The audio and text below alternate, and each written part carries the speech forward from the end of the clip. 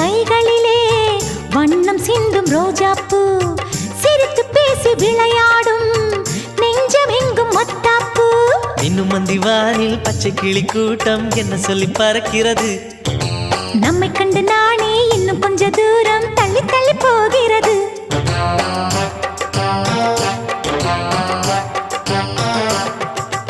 எங்களின் கதை கேட்டு தலையாட்டுது தாமரை பூ